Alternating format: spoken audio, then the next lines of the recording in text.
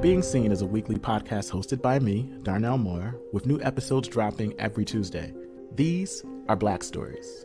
These are queer stories. These are gay stories. These are American stories, focused on the power of storytelling and culture to transform how we are seen and how we see ourselves. Being Seen is produced by Harley & Company and Darnell Moore and created in partnership with Vive Healthcare.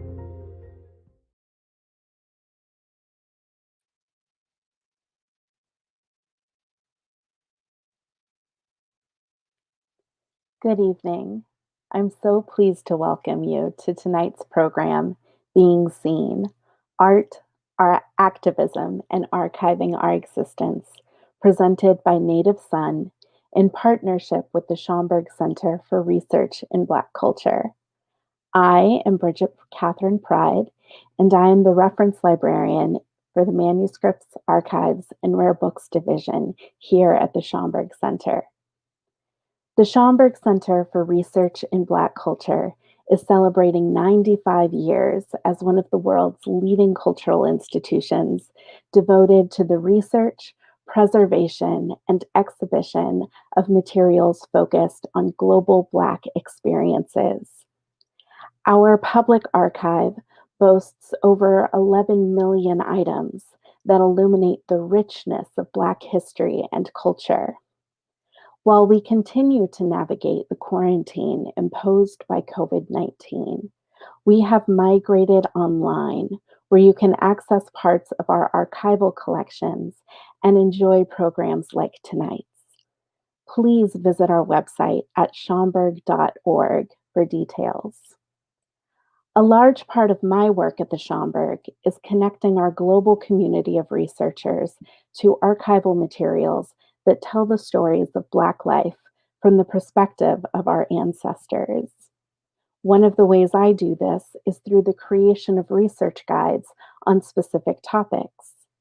This past summer, I created the research guide Exploring Black LGBTQ Archives at the Schomburg Center.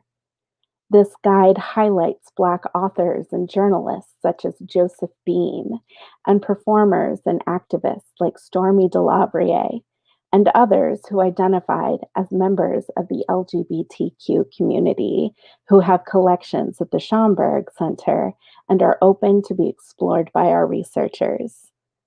This guide serves as a launching pad for researchers who are excited to learn more about the lives of these individuals and how they engaged in activism. My colleagues and I in the Manuscripts, Archives, and Rare Books Division have been hard at work creating more research guides, including By Any Means Necessary, documenting Black protest at the Schomburg Center, a guide on film pioneer Oscar Michaud, and even a research guide on our founder, Arturo Schomburg.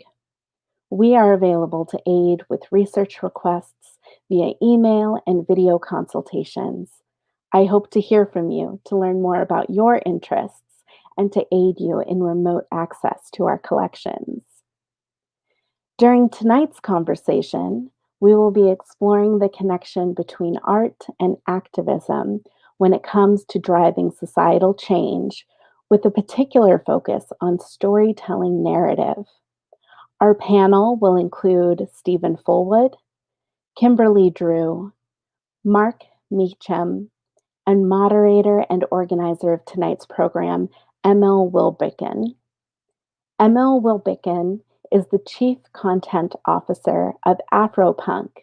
He is also the founder of Native Son, a movement created to inspire and empower Black gay men.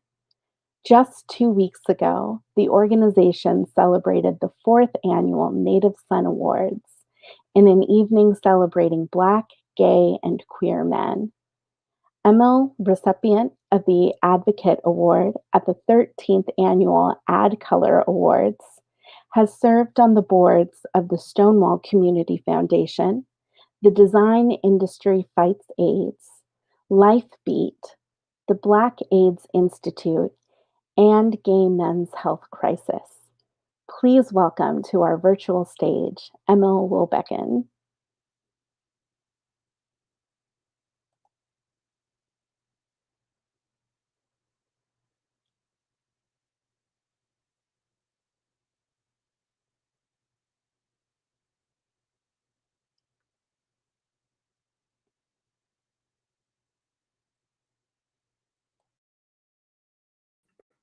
Hi, Bridget. Let's start again. Welcome to COVID, everybody. So thank you so much, Bridget, for that really gracious introduction and for all the work that you do and all the work that the Schomburg Center does for our community. Thank you so, so much. Well, welcome, everyone. And listen, it's a virtual world, and we are here tonight to really celebrate and talk about art, activism, and archiving our existence. Tonight's conversation is brought to you by Native Son and the Being Seen podcast, and it is in partnership with the Schomburg Center, and is also supported by ViiV Healthcare. I'm Emil Wolbekin, and I'm the founder of Native Son, and I'm also a creative advisor to the Being Seen podcast. Native Son was created to inspire, empower, and celebrate Black, gay, and queer men. And we also want to make sure that we harness our collective power. Native Son's pillars are wellness, which includes mental health, HIV and AIDS awareness and eradication, empowerment, which is professional development and mentorship, and amplification, which includes our voice and visibility, and also advocating for ourselves and having a seat at the table. Tonight's conversation and experience hits on two of those, HIV and AIDS, as well as voice and visibility. So we are grateful to the Schomburg Center for having us here tonight and for their continued partnership with Native Son. Being Seen was inspired by work that was done with ViiV Healthcare and Harley and Company. They enlisted the help of myself and Native Son for a project called As Much As I Can. As Much As I Can was created as a immersive theater production in the wake of a CDC announcement that the highest rates of HIV and AIDS infections in the United States for Black gay men were in Jackson, Mississippi, and Baltimore, Maryland. ViiV Healthcare, and particularly Mark Meacham, who I will introduce shortly, stepped up to the plate with a $10 million investment to address this issue. They felt like this problem needed to be addressed, what was going on in the community, and more importantly, to the people who are affected by the HIV and AIDS pandemic. This particular project, As Much As I Can, was designed to change behaviors, perceptions, and stigma that exist that is associated with HIV and AIDS. And through that project, we first saw that the power of storytelling has to change hearts and minds and how people perceive themselves and how we are perceived by others.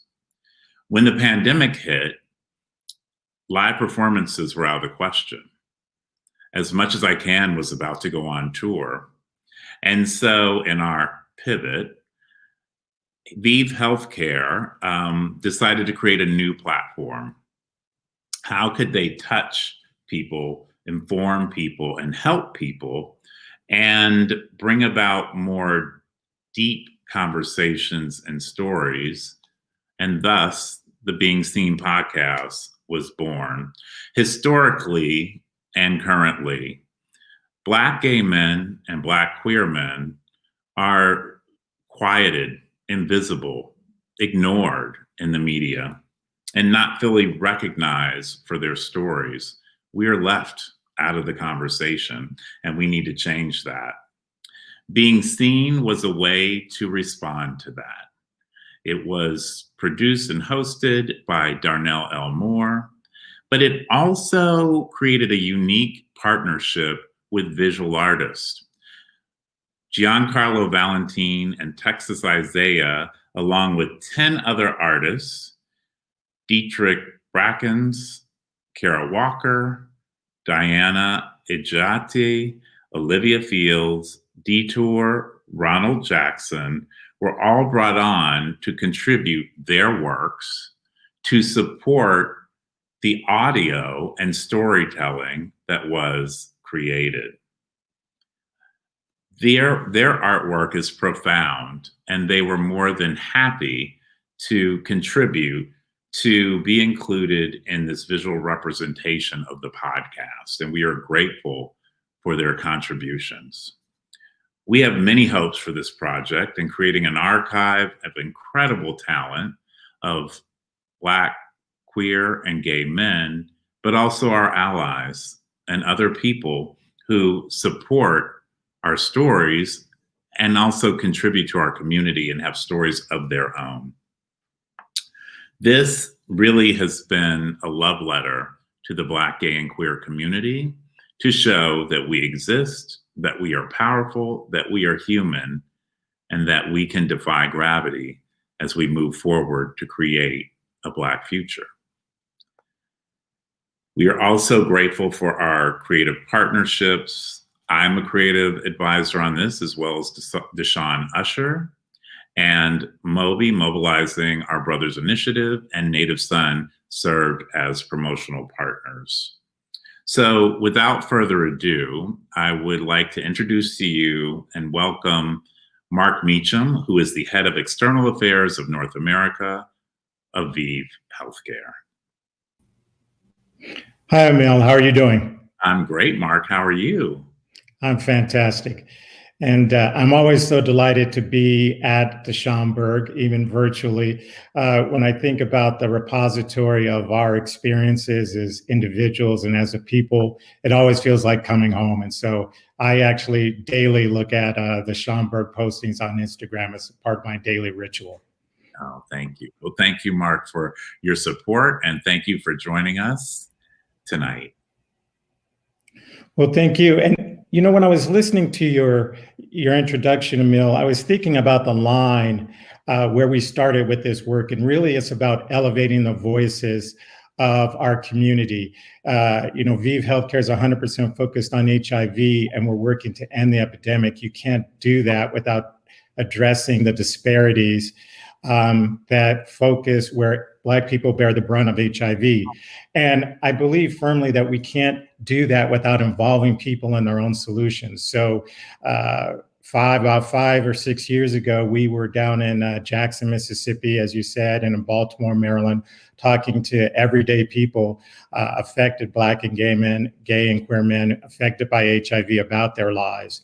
And those stories formed a co-creation process where we had the creatives, but we also had the community, and their voices are part of that creative process. I think the other thing about the work is the firm belief that culture can be more than entertainment. It can be a way to engage people, quite frankly, that you can't do with your general public service campaigns. You can get people to think about issues that they might not be able to talk about even in their own communities. So you have people who will be in a community, people who have known each other for their whole lives, and they won't openly talk about HIV. But we found that by going to a play like As Much As I Can, an immersive theater experience about their stories, and I think by listening to the podcast Being Seen, they can see themselves and can reflect on their experiences and can engage with them in a more direct and different way. And I guess the last thing I'd say is that our overarching goal in supporting culture as a means to drive change in people's lives on a daily basis is the belief that Black people can live more, who are affected by HIV can live more abundantly, they can live fully with HIV, and that we can reduce the burden in our community.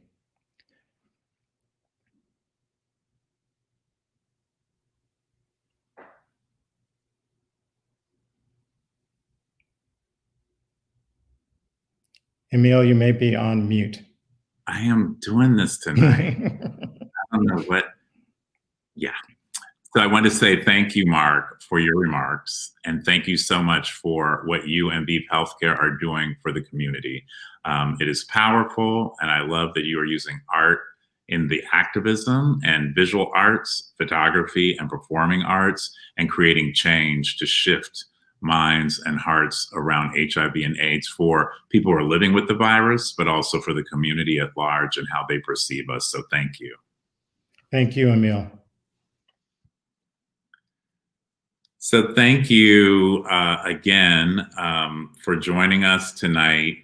Our panel discussion is Art, Activism, and Archiving Our Existence.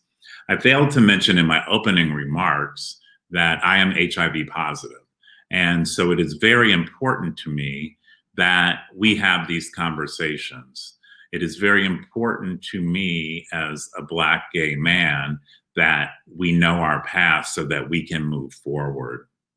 Tonight, we will have a conversation exploring the connection between art activism when it comes to driving societal change, and particular focus on storytelling and narratives. What's interesting is that we will be bringing in the visual arts into this conversation. The discussions will move from the past, touching on powerful historical moments, and moving through the future.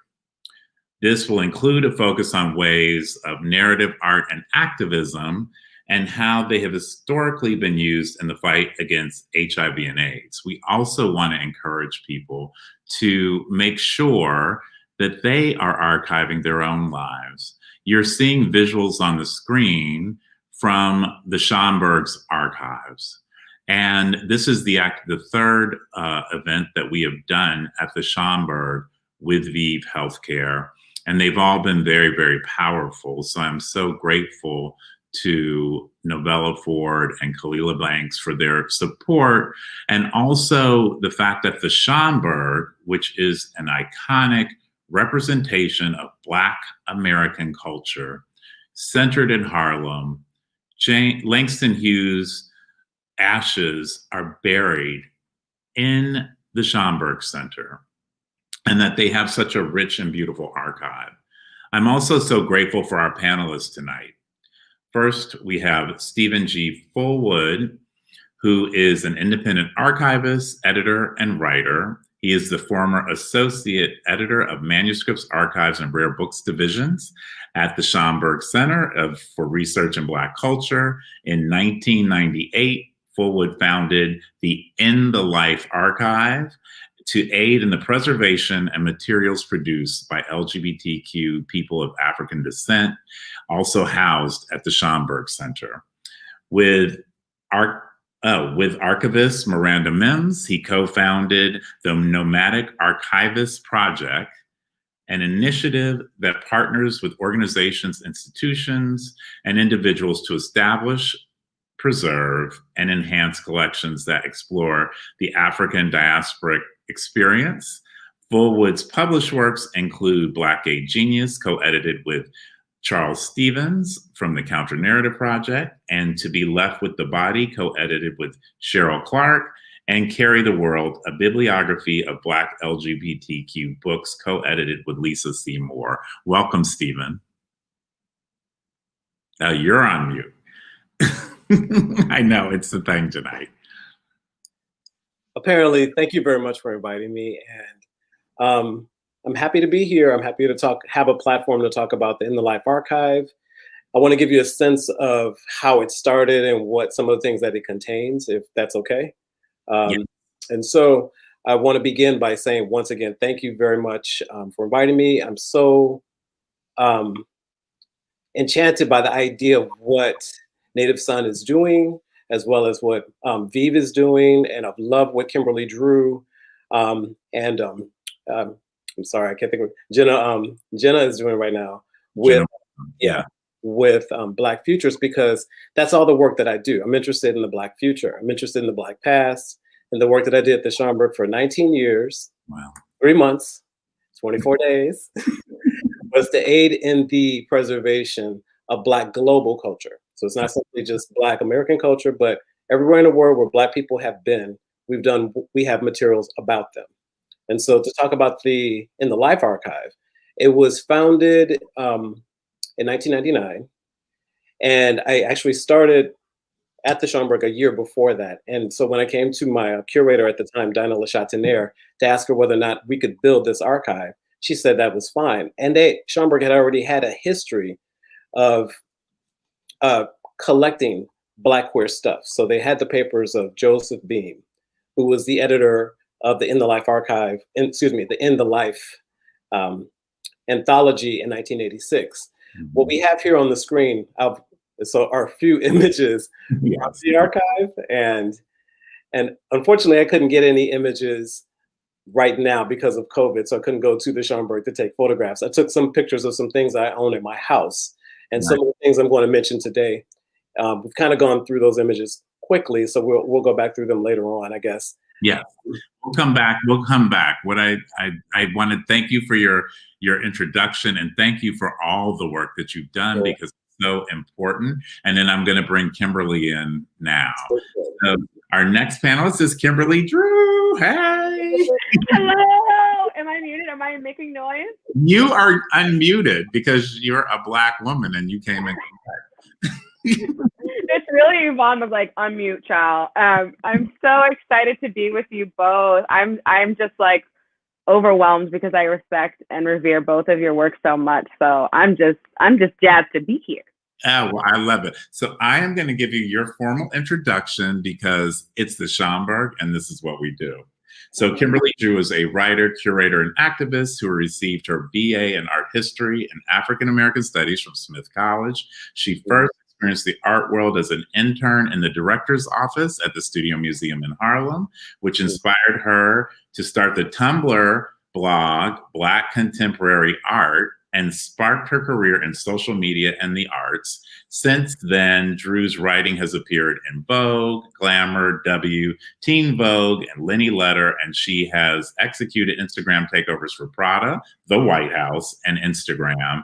Drew recently left her role as social media manager at the Met and has just recently released her book, which was co-authored with Jenna Wortham, called Black Futures. And so we are delighted to have both of you here because you all are actually doing the work to really preserve how we will be seen now, but also in the future.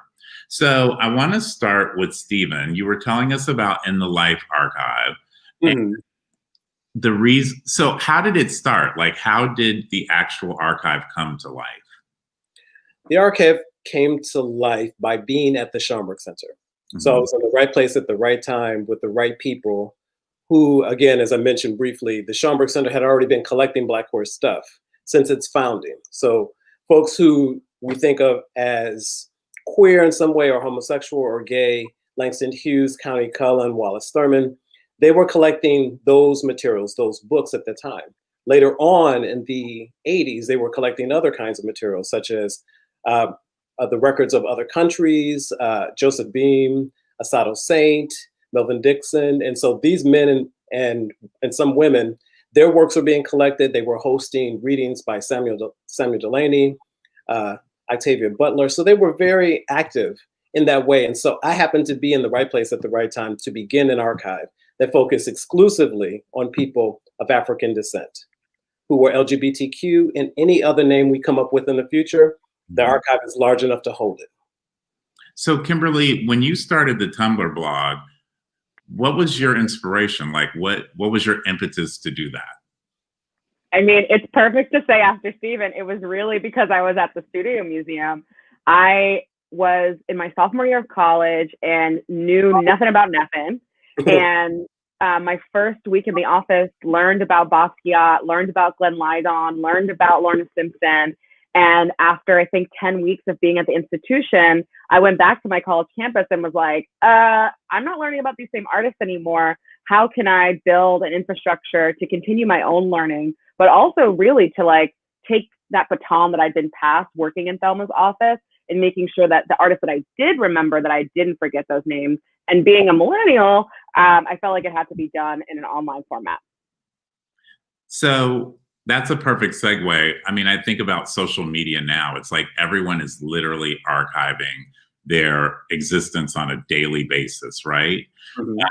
Why is it important that it's particularly right now, right? With the racial equity protests, with racial justice issues, why is it important that we are showing ourselves and telling our stories as Black queer folk. And Kimberly can jump in, and then we'll go to Stephen. Sure. I was going to say, I would love to hear what Stephen says. I mean, I think it's really quite a difficult question to answer because there's so much that's happening online that is like nearly impossible to collectively archive. There have been multiple projects that have sparked up. There's the Internet Archive, there's Web Recorder, there's incredible work that digital archivists have been doing to make sure that the things that are shared or happening online, because there's so many things that are like uniquely online, are restored for future generations. So that's one thing. But I think on the other side of it, I think it's so incredibly important for us to revel in ourselves. Like I think about the power, and I know that people are like, oh, selfies are so vain, but I think about the power of representation. I think about the power of someone saying, I love my Black, queer, insert, all these lists of identities, bodies, and sharing it online unabashedly and unapologetically, and how valuable that is. I think for so many of us growing up as especially queer folks, you're just constantly looking in every nook and cranny for something that looks like you or sounds like you or feels like you. It's like why, so many of us love like the Golden Girls or whatever. Like we're all pining for some sense of reflection. And I think that in this age, especially with social media, we just have more instances and opportunity to connect on a truly global level. I love that. Stephen. No, I'm glad Kimberly went first because we were looking for y'all. My generation was looking for y'all.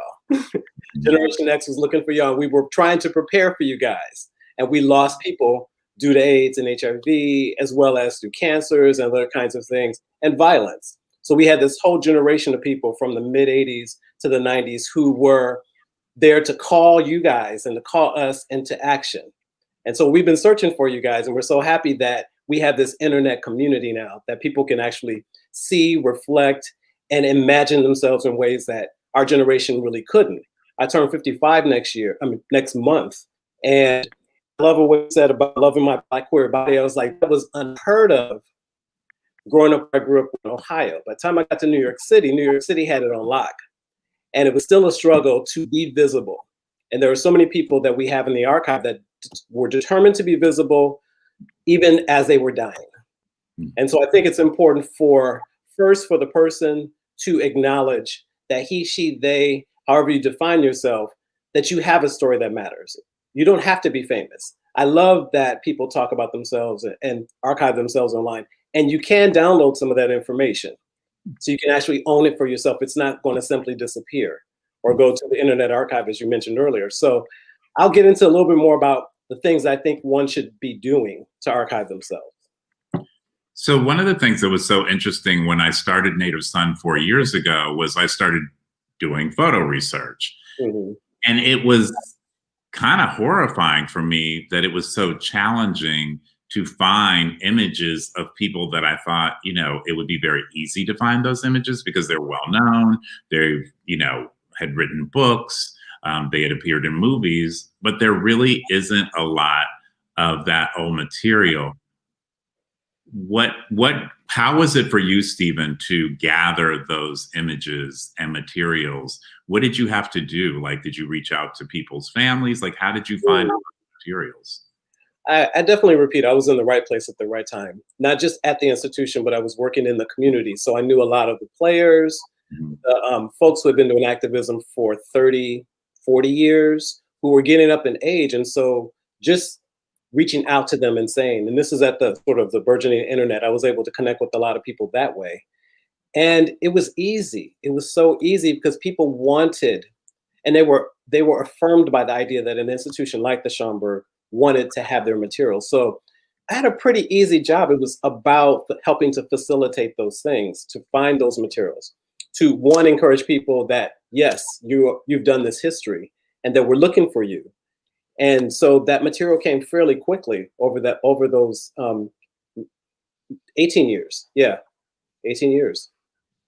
So I just want to play a clip from the Being Seen podcast, just to give people a taste of some of the conversations that we had. Mm-hmm. Systems of oppression, prisons, education, healthcare, HIV stigma, entertainment. How have the biases of the American entertainment industry shaped us? Where do we find the power to change it? Wesley Morris. But you had essentially for about 70 years, 80 years, white people defining what Black people were to American audiences, uncontested by other Black people, by actual Black people. You know, that's a powerful thing. They had 80 years to define what and who we were. And those definitions, there was nothing to love in those definitions. And they got there first.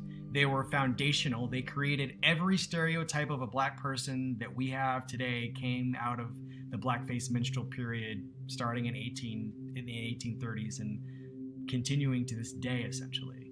But that's, 7 or 8 decades of just constant live entertainment built around and focused on the worst possible ideas of Black people. And not only that, but that, we should remain enslaved because it's better for the country, better for us, and the enslaved people liked being enslaved. It was their preference. So, you just have this mechanism that is sort of designed to create an impression of who Black people were that's still with us, that we are still fighting against in these small psychic ways, in these large, somewhat legislative ways. We are still trying to keep laws from being repealed and to get things reinforced on the books.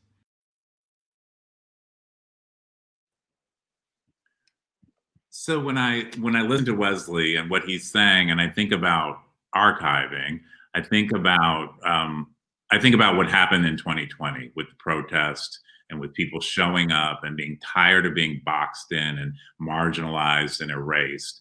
And Kimberly, I saw you out there on the front lines actually marching and capturing images. And then Stephen, connected to you, I think about the AIDS crisis, right? And a lot of protesting. Kimberly, let's start with you. Why are we still fighting to be seen? Why? I think it's an open question for anyone who's encountering this beautiful conversation. Why are we still in this time where we have to keep doing this marching and doing this movement? I was out at the Stonewall actually during what was, a different type of pride this year. And I had this like bone chilling moment when I was chanting "Hands Up, Don't Shoot," because I'm like, I've been chanting this for 4 years and I just don't want to be chanting this anymore. And I think to relate back to the conversation of archiving and to relate to that conversation of what it means to find and source these images, I think it's important also to talk about the vulnerability that goes into being seen in those ways. I think it's so important to make sure that you have consent from both the people who are being imaged and the people who are in community with the person being imaged, yes. Because that is a tender exchange. And I think we would be remiss not to note that, especially when thinking about archiving those who are lost to so many different things, whether that be state-sanctioned violence, health crises, or what have you. We have to make sure that we're doing this really essential work of holding each other. And that happens digitally, and it happens in the text, in the source materials, but it also happens on a really human-to-human kind of connection, because I think that it's the denying of our humanity, the denial of our humanity that finds us asking these questions. Why do we have to fight so hard still? Mm-hmm. And Stephen, what about you? Archiving materials from the AIDS crisis, mm-hmm. At the end of the civil rights movement and all of this, why do we have to keep fighting so hard? Why can't we be seen?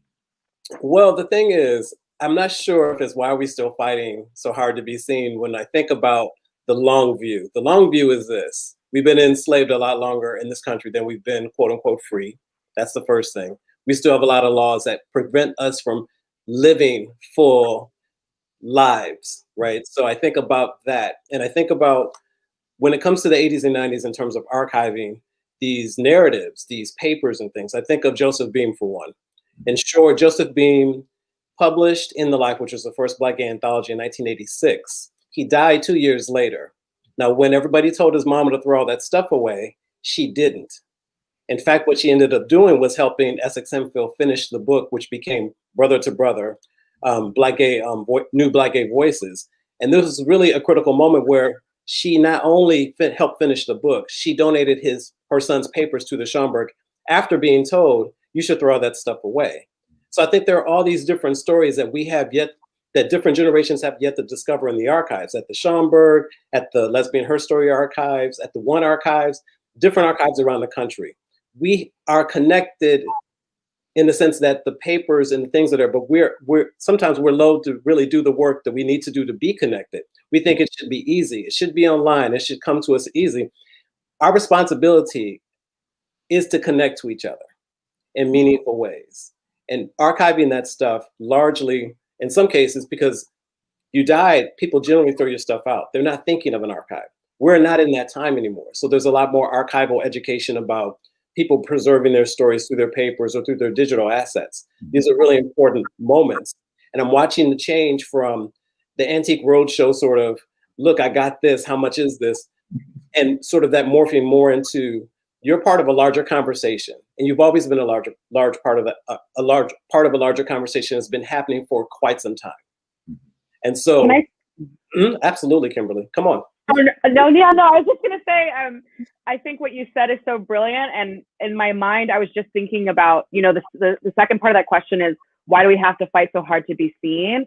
And I think that it's important to also just underscore that it is important for us to see ourselves.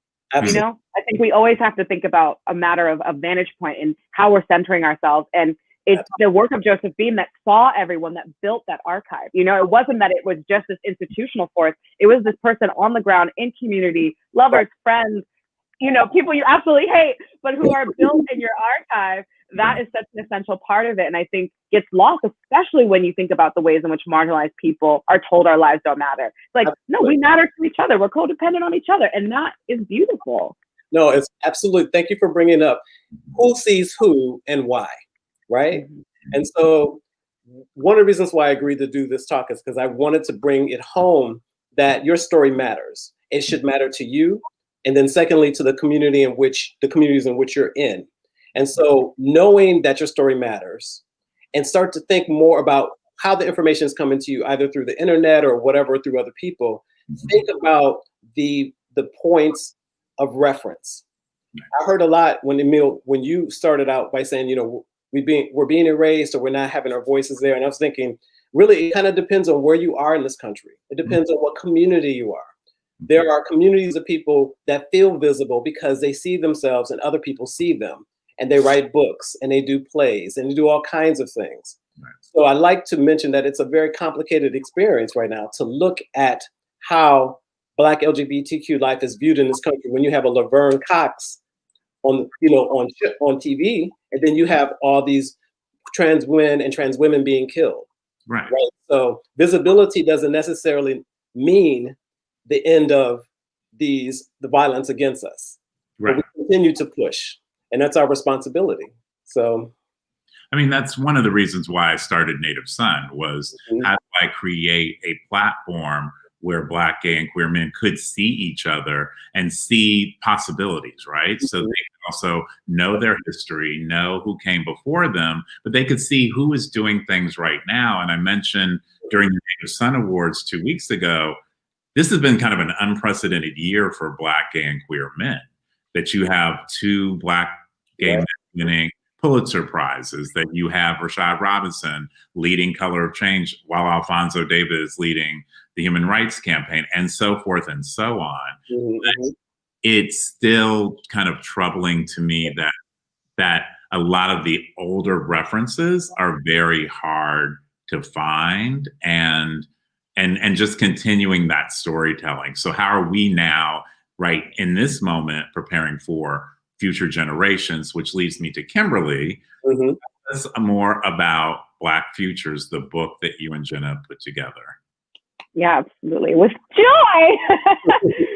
So for the last 5 years, Jenna and I have been working. Jenna, who's actually a co-podcaster with Wesley, who had that really beautiful segment from the Being Seen podcast. Jenna and I came together in the interest of making a book that could start to tell a story of what it means to be Black and alive right now. with a special look at social media, understanding that so many of the connections that are happening online, the ways that our community feels like it's coming together, and then of course being torn apart or being invisibilized, erased, or attacked. How can we create a volume through multimedia that just wraps its arms around many of these concepts? And what became of the book is this really beautiful 500-page book that has Black folks from all over the world, from like classrooms in Finland to dance floors in Johannesburg. There's like pictures of people booty popping. There's really beautiful essays in the text, really enriching conversations. But we wanted to make something that could sit in the Schomburg and on your mom's like coffee table. Really interested in revering and celebrating Black life. And then also within the book, we've included several recipes for people to think about building their own archives, whether that's starting their own art collection or how to be with yourself naked, this beautiful essay from Adrienne Marie Brown. So there's like a whole host of different tools and then also just resources. So I think this is a perfect time to shift the conversation into, because we have a lot of questions in our stream about people like, well, how do I create my own archive? And then where should I donate my archive? So in episode 6, Texas Isaiah, the photographer and visual artist, talks about expanding and building one's personal archive. And in episode 11, they did this really interesting concept with Darnell and Lena Waithe, where they intercut excerpts from Soul with Ellis Hazlip, with the wonderful conversation with James Baldwin and Nikki Giovanni.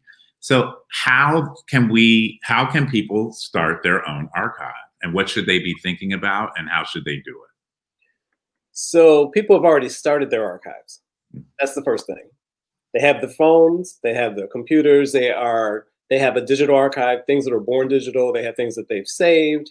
Now it's just sort of really thinking about what you want to include in your archive. I like to tell people that I've been to the future, because I have been to the future, and that I know people are looking for you. So what are you going to leave behind for them to think about, how you lived, what you loved, your interest, whether or not you're a performer, activist, or there's a sort of a genealogical relationship that we have to our communities that is not simply biological, it's how we live. That's what I love about Black Futures, because I feel like, wow, this is an amazing book. It's so generative. It's so full of vitamins and beauty. Thank you. Just thank you, Kimberly. Thank you. But I think one of the things you can start to do is to surface why you want to have an archive.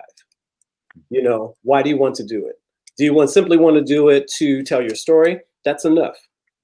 Where is this archive?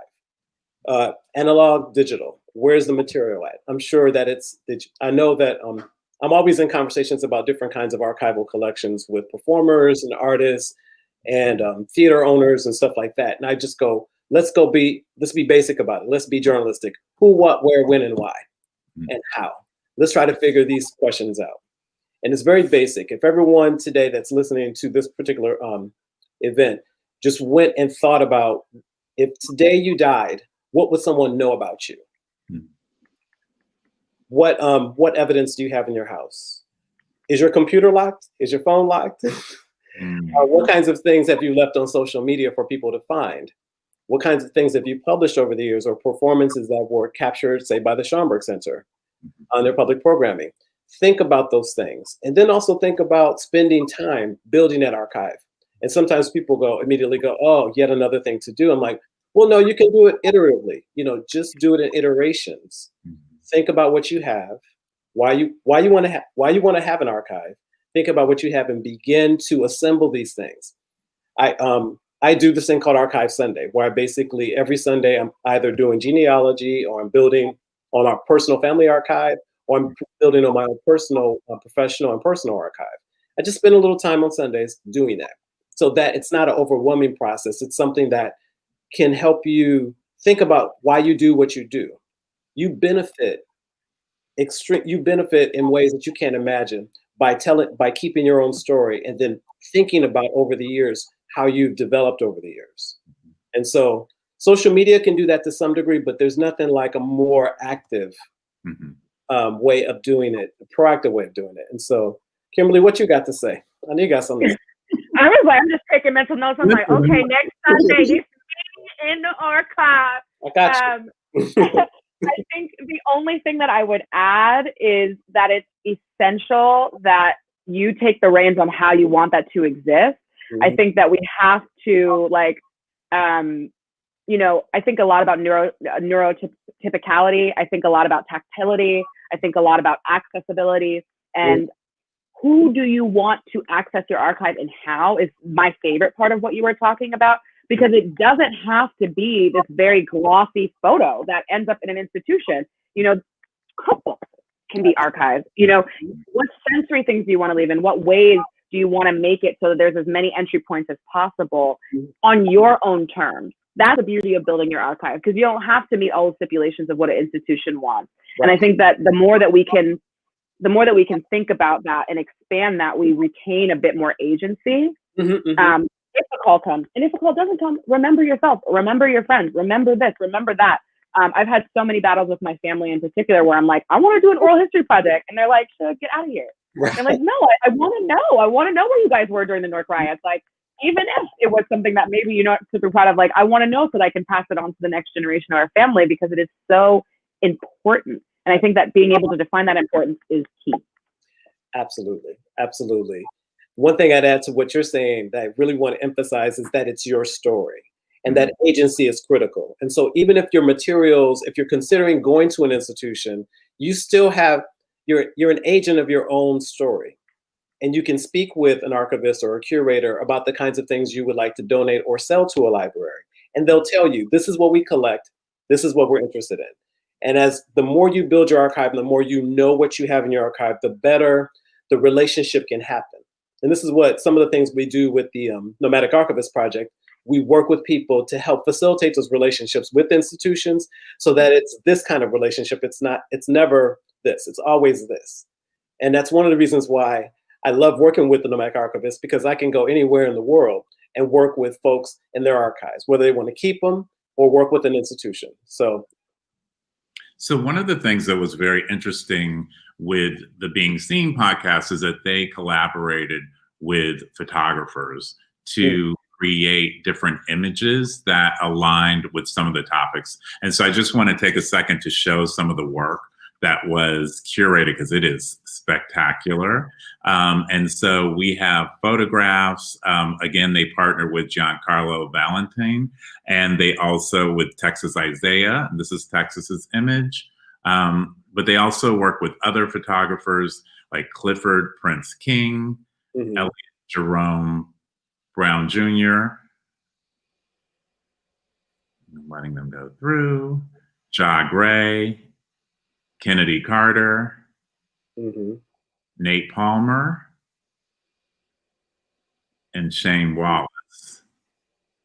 And I love these images because they're so us. They're so Black. They're so free. And I think sometimes, to your point, I think, Kimberly, you mentioned, like, it doesn't have to be this pristine, portrait, right? That's taken. One of my favorite pictures of myself as a child is we're in a Cadillac, and my brother's leaning out the front window, and I am in the back, and my mother's holding me, and I'm doing the presidential wave. I was like, well, that would be me. Yeah.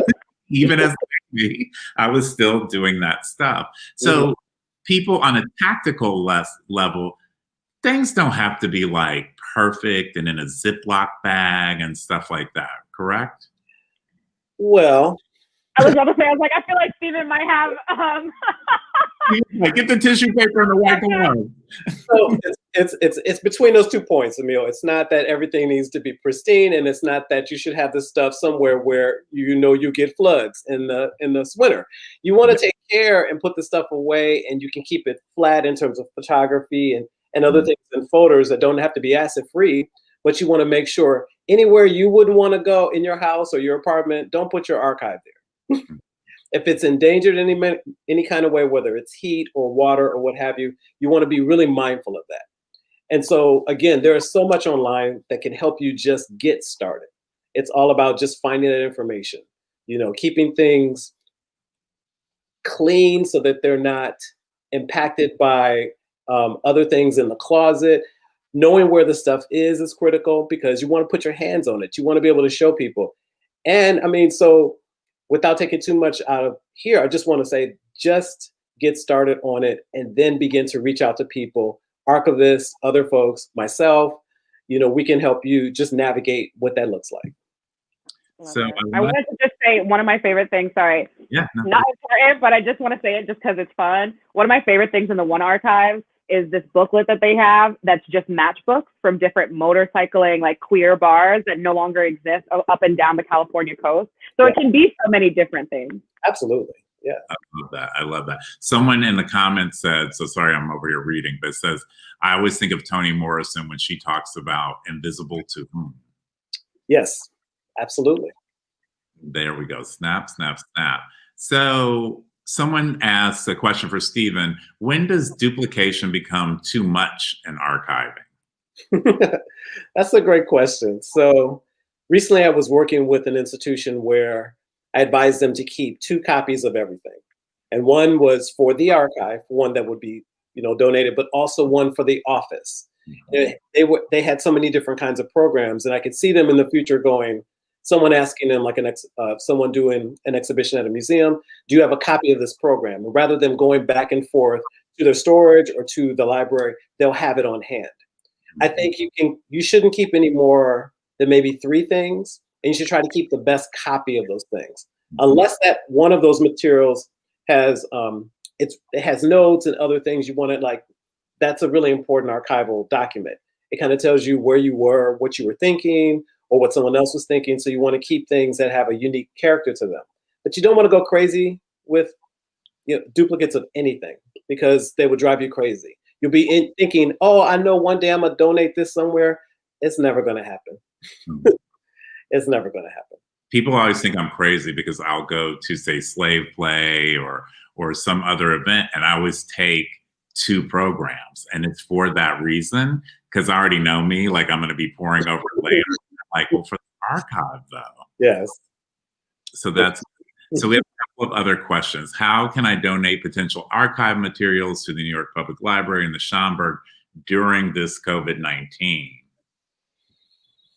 Well, I left the Schomburg in 2017, but I've maintained a relationship with the library. And I know that right now, a lot of libraries and archives are not collecting things because of the pandemic. Right. But what you can do is you can reach out to the appropriate curator at the Schomburg, which is usually is based on format, and speak with him or her about their policies. And you can begin to have that conversation now. So at the very least, you can know what the steps are before, and then when they start to collect things again, you can donate them. So someone, I think this is for both of you, should we be more strategic in our visibility and doing so be more specific in campaigning, lobbying, and even celebrating? I think I can answer the question a little bit. I mean, I think that visibility is a really slippery slope. I think that the way that we kind of contextually define visibility in 2020 is about, followers and likes and engagement. And I think a lot of that is bullshit. It's really the things that you're doing when you're not visible, the things that you're doing with integrity, the things that you're doing to really impact your community. That's visibility. Like, whether that's making a donation to the Schomburg Center, which I do annually, or volunteering, especially food pantries right now really need help. So that kind of visibility, that's showing up, if that's something that's, within your wheelhouse or your ability to do, I think that is critical. But when it comes to memory and those types of things, I think it really is like sitting with your friends and maybe recording a conversation you have about what's going on. Like, every 5 years, having a call that's just recorded, just to check in. Those types of things I think are really important in terms of seeing and being seen. But I think the conversation around visibility is a really difficult one, especially because earlier we were talking about Laverne, who also was recently attacked. The stakes are very high, especially for Black queer folks, gender nonconforming, the whole fam. So it's a really slippery slope. But I think for me, I try to focus on what I'm doing when no one's looking. I love that. What she said. What she said, and it's clear. This notion of visibility is really, I really love what you said, Kimberly, because you ain't got to be visible to everyone. You have work to do. You are responsible not only to your story, you're responsible to other people's story, your parents, your friends, your community. And visibility, I really love what you said about like social media, getting likes and building a following. That's not visibility. That's just something, I'm not for sure what it is, but visibility doesn't mean power. It doesn't mean economic power. It doesn't mean a lot of things. It can sometimes translate to those things, but I think of it more as a platform to build something more significant, to as an addendum, but it's not the thing itself. So you better watch out who you're trying to make yourself visible to, because sometimes you'll be off your track and you need to do your work. That's right. So we want to play one more clip from the podcast. This one is from Giancarlo Valentine. So we're going to play that, who we love. We love The White Gaze, a history captured and documented by someone other. The ways others profit from our pain, and why framing our own images matters. Giancarlo Valentine, photographer, curator, and writer. The Black Panther Party was imaged by Stephen Shames. He did the entirety of their history. Any image that you have when you look at the Black Panther Party photographs is by a white man. Jonathan Mannion speaks and shames Black photographers in this way of like, it's so white people are so audacious that even though I don't allow myself to be surprised in theory, I'm always surprised by how audacious they managed to be. And Dana Scruggs had shot a cover, and Jonathan Mannion comes out and is like, I did it first, blah, blah, blah, to a Black woman, the first Black woman in history to shoot the cover of Rolling Stone. It was insane. So, this is an ongoing conversation about, one, the only thing that I'm really interested in doing with my photographic work at all is just kind of keeping up a history. If you think about my photos, it's like my dad owned a business, my dad is dead, and now I'm going to keep up this business for him and for the community, let's say. That's kind of how I feel about photography. It's not about reinventing the wheel. I'm not out here trying to be, the most original or the most brand new. That's not what I'm trying to do. I can do other things for that. I'm just really interested in keeping up a particular tradition and righting a historical wrong. And in righting the historical wrong, it should not be the case that every one of our images, every historical moment that you literally can imagine was framed by someone white.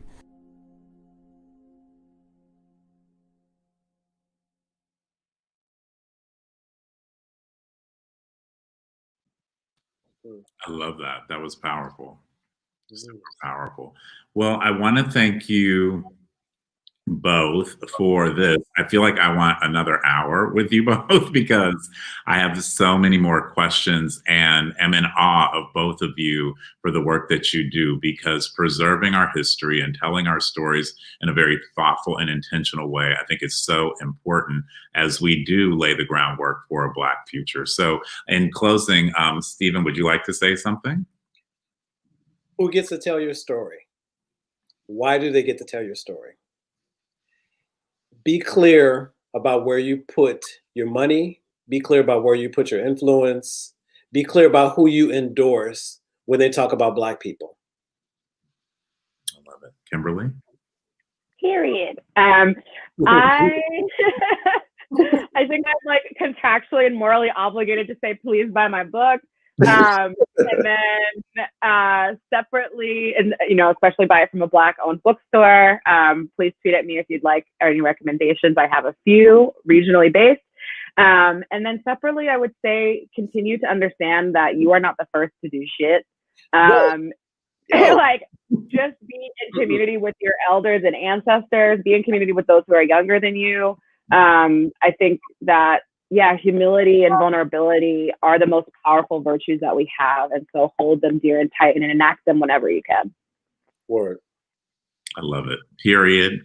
I just want to be like, cut. But but thank you both again. And thank you for the work that you do. And thank you for bringing this conversation to light, because we need to have this, especially now. I want to thank Vive Healthcare. I want to thank Harley and Company, and I want to thank Kimberly Drew and Stephen Fullwood for your contributions, and the Schomburg for letting us have this conversation.